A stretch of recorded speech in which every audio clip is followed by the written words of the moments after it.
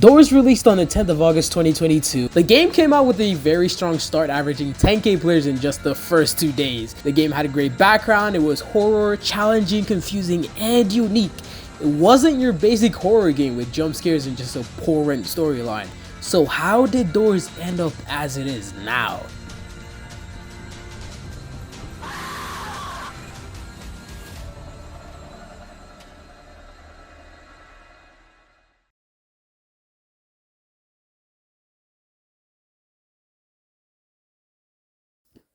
Okay.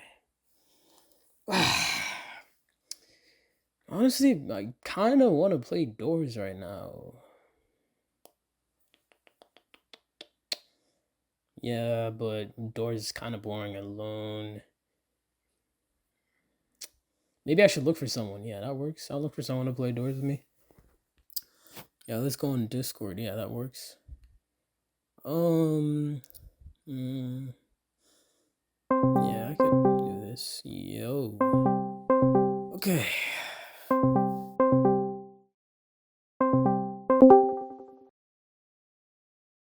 Yo, what's up, man? Yo, what's up, man? How you doing? You want to play Doors, bro? You want to play Doors? Doors, man? No, not really. Why not? Doors been boring lately, man. The same stuff over and over again. Yeah. Doors released with only a few bugs, but the bugs it had were sort of major. The closets were glitched, sometimes you couldn't open doors.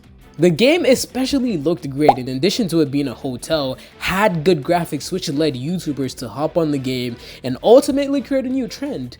Doors. And from averaging 10k players on release, just 4 days later, the game averaged around 70,000 players. People loved Doors and could not stop playing the game. And for the next few weeks, Doors was the highlight of Roblox, being the favorite of many.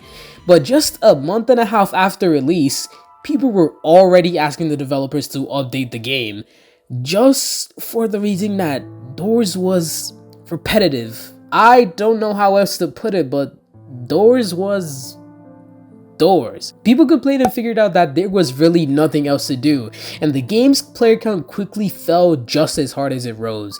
And it seemed like the developers knew about this because they tweeted that they were sorry for the lack of updates, saying that they're planning to make the game better by updating their systems.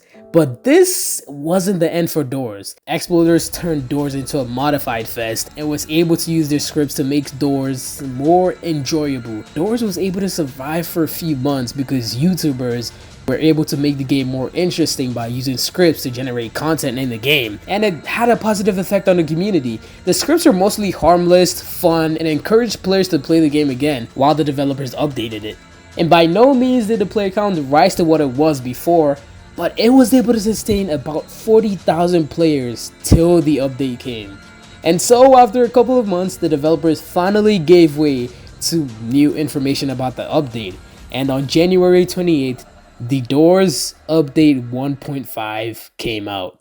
After tons and tons of information, sneaks, and community feedback, the Hotel Plus update came out. And while some were disappointed it wasn't Floor 2 like everyone thought it would be, the Hotel update gave way for new content to finally be added to the game from the developers themselves and not scripts. The developers revamped the hotel, fixed many bugs, added new entities, cutscenes, and more. They honestly did an amazing job, and the game came back rising stronger than ever with its peak at 200,000 players. They transformed the game and made it into a better version, making things more interesting than it was and bringing a slimmer of hope to what the community wanted. But that doesn't really explain how Doors got to where it is now. Frankly, the game dropped worse than it did pre 1.5. The game's player count had been steadily dropping, and it only averages about 20,000 players now. And it was for the exact same reason as before. The game got repetitive. While the developers announced to the players that the update was going to be changes to the hotel itself, the players didn't really take this lightly, as immediately after the release of 1.5, the game's player count completely fell, even going as much as to losing 80,000 players in just 5 days. The scripts exploiters used reached their limit as there wasn't really huge content with the update.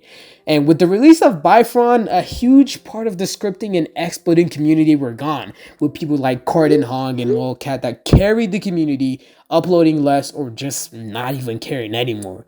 And so we're here. The game that once moved the community, peaking at 200,000 concurrent players, now sit at just 20,000. And honestly, I'm not sure if there's really a way to break out of this curse. The community can't always come up with content to make the game stay alive. And even when Floor 2 does get released, the sad thing is that Doors will always find its way to come back to this root.